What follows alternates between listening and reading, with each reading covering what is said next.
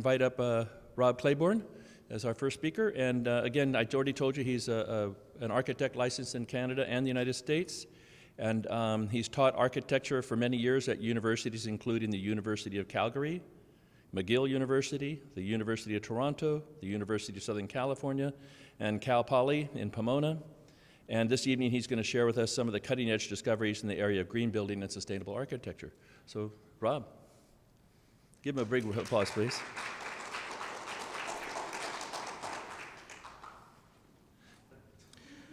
Look, it's incredibly nice to be here. I'm going to try to keep my talk short. I was given 10 minutes, but I want to warn you in advance. When you ask an architect to talk about their work and you give them 10 minutes, you're just asking for trouble. Okay, so I will try to be quick. I'm not going to talk about many things. We can use that during the question and answer session when Nelson puts us on the witness stand up here. So if you want to know about LEED, if you want to know about energy use intensity, if you want to know about some specifics and some details, you write it down in your questions. We'll cover that a little bit later. We were talking just before this evening's talk started, and it made me think about a book that I read last year. Probably many of you read it, Homo Deus, Yuval Noah Harari's wonderful book about so many things, but really about the superhuman state that maybe is inevitable for our futures. But part of that premise in that book, so much of it that means so very much tonight, is that for all of the incredible growth, incredible science, incredible economic activity that the world has experienced over the last 100+ years, we really have not. All of that growth comes at the expense and the equilibrium of our planet. I'm an architect. I'm actually, for a large part of my career, I've been contributing to that waste in the planet. Your numbers are probably more specific than mine, 36%, 37.5%. There's only one number you really need to remember tonight, and it's 40%. Buildings take up, all buildings in all of their capacities take up 40% of the energy that we produce. And they also contribute right around 40% to all of our landfills around the world. It's that 40% number. If you remember anything tonight, that's the number that we're actually going to be talking about and we're actually trying to improve. At DIALOG, this company that I represent is a very large company in Canada. It is the largest privately held multidisciplinary design firm in Canada. We've been working on this problem for many, many years. I'm going to share with you tonight a building that we're working on right now that I'm the lead design on. I'm going to share with you an art installation piece that I did last summer that addresses this exact concern. And I'm going to share with you an ongoing research project that I'm working on with a federal grant. Canadian government's actually very generous with grants to do research like this that I'm working on with the University of Calgary. And that research project is going to take the idea of recycling and actually ramp it up a notch to an area that I actually call upcycling. Okay, and I'll describe all of that as we move through this. So the talk is called Life Out of Balance. I think it's really quite direct. What I'm trying to say with that is that our relationship with our environment is out of balance. And when are we going to start to address this? As design professionals, we've been doing this now for some time. DIALOG, a couple of years ago, signed on to an AIA mandate called the 2030 Challenge.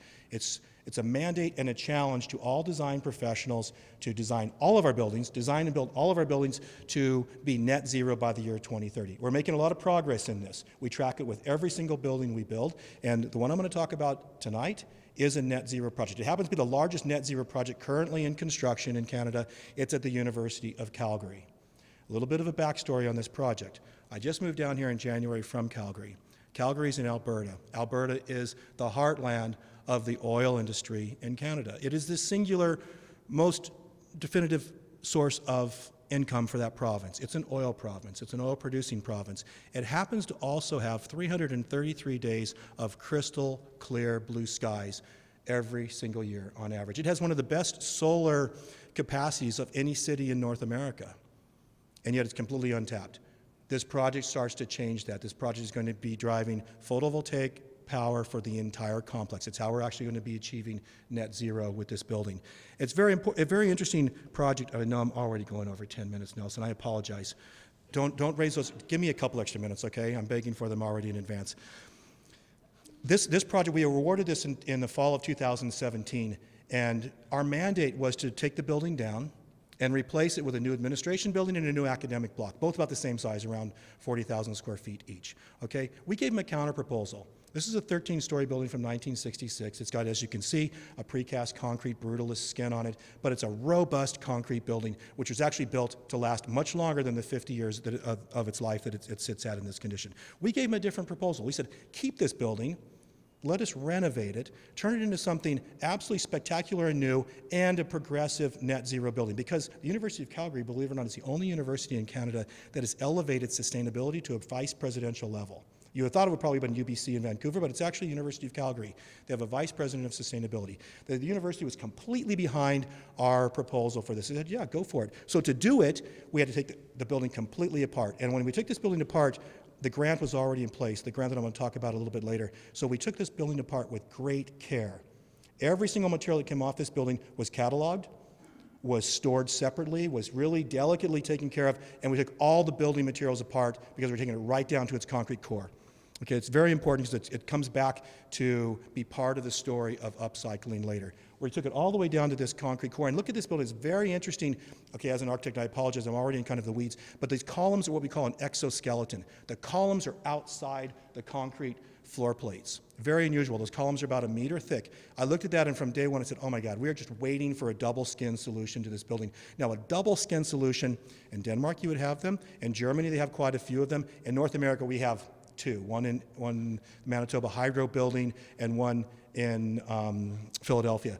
Those are the only double skin buildings that have actually really been experimented with. So our building codes don't even address this problem in North America yet. We were going to bring back 2 layers of glass skin, one at the floor line and one outside those columns. And in between there is about 1.5 meters of air. All of that airspace is actually going to be used as part of the conditioning system of the building. It's just like wearing a shirt and a jacket. We're just putting a second layer on this building. Now you're probably thinking, and I hope you are, is that not a more expensive way to build? Yes, of course it's a more expensive way to build. But the upside of it is that your operational costs are going to be a fraction of what they would be other way around. Okay? So this becomes a new administration building, a 15-story administration building, which looks nothing like the original, because that second layer of glass was able to come outside that exoskeleton, outside those columns I was talking to you about, and then actually then insulate that space in between, and so the environment inside is actually maintained naturally, passively. These windows open on both the outside and the inside independently. Cold air can come into that 1.5 meter zone, travels vertically throughout, it's conditioned as it needs to be, and then it's brought inside. It's a very interesting operational system. It's actually not that intelligent. It's really kind of straightforward. It's no different than taking your jacket off on a warm day. But it allowed for a very progressive, 5 minutes, you guys, a very progressive skin to this building, so I got it a lot quicker. We also had a lot of architectural interesting features going on in this building, not the least of which is that there's over 4,000 pieces of glass. And we used parametric design to really reduce the differences, the actual different panels of glass, down to 18.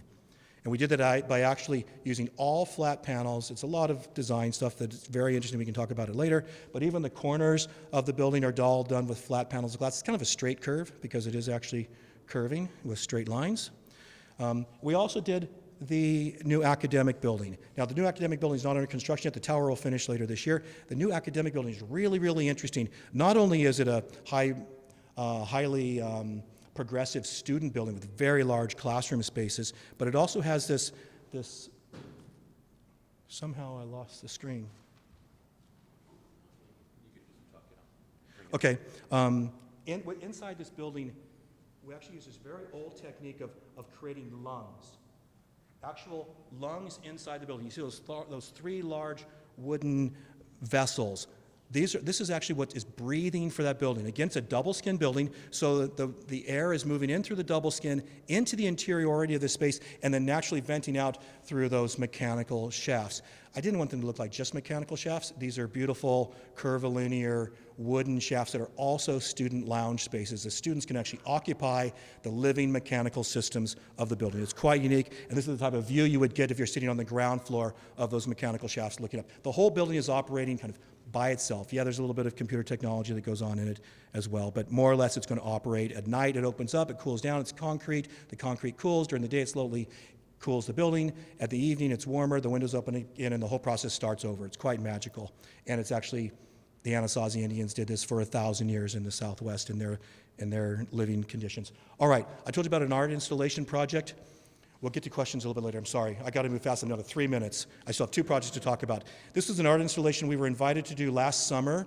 It's called Beaker Head. It's a science and art fair in Calgary. I wanted to do a project that fully demonstrated in a very literal way this idea of life being out of balance, hence the name of this talk. So what we did was a massive teeter-totter built out of glue lamps. It's 60 feet long, it weighed over 10,000 pounds, and you could move it with one hand like this. Perfectly balanced. We hung these little hooks on the side where kids could come up and put sandbags on it and actually demonstrate how the earth is out of balance, and everybody got it. The little kids talking to their parents saying, yeah, it's about the trees. The trees are out of balance. Yeah, they are, aren't they? The entire environment is out of balance right now. This was out there for a week. We were out there night and day with it. It was a lot of fun to operate. Got all kinds of attention. You can see the hooks there with the sandbags on it. One kid would put a sandbag and immediately it'd start to move one direction, and another one would put it on the other side. Next thing we had 50 sandbags all over the thing, and nobody could really balance it at that point. It was quite funny. Okay, a research project that is ongoing. This is actually metal strapping from the McKimmey Library Tower, that first project I showed you. We cataloged all the materials that were taken out of that project very carefully. I had a research grant to do it, so I had postdoc students who were sifting through all of these different materials. We took everything out and we cataloged it, measured it, and weighed it all carefully independently. We took the windows out, we took the frames out, we took the doors out, we took the carpets out. This is actually the metal strapping that you have underneath every ceiling and behind walls. That's easy to recycle. And I'm all in favor of recycling, but we wanted to go further. We wanted to actually take some materials from this building and actually make another product out of them, which was even better than their existing current condition. Now, I'm talking about a product now that all of you know. It's rubber flooring. Remember that incredible, Havey used to make this product with rubber flooring, all kinds of different colors, had like those quarter-sized dimples on the top of it. We used all of that rubber flooring, 13 floors of rubber flooring, all different colors, blacks, browns, reds, greens, and we put them in a giant, what do we call a commercial-sized coffee grinder, and we pulverized it into tiny little bits of rubber. Rubber's a great material when you think about it. And we reprinted it using a robotic 3D printer, and we reprinted building tiles like this. Now, this is actually a rubber building tile that can be used on the outside of a building. Rubber will last for generations. This is a different way of taking something off the floor and actually making something now that's actually usable in a different way. So we're doing these experiments. They're still ongoing. I can talk about this much, much later. Drywall. Drywall has always ended up in the landfill. We're pulverizing drywall right now and 3D printing. Robotic 3D printing is kind of the key to this operation. Robotic 3D printing of drywall, we can now start to produce 3-dimensional drywall, which maybe will be on the ceiling in the future, or maybe come back in the wall in a different way, a different application. So we're dealing with acoustics, we're dealing with all those different issues in these materials as we start to work them. My time's up, I'm so sorry. You'll ask us questions about LEED, you'll ask us questions about energy use later. Thank you very much.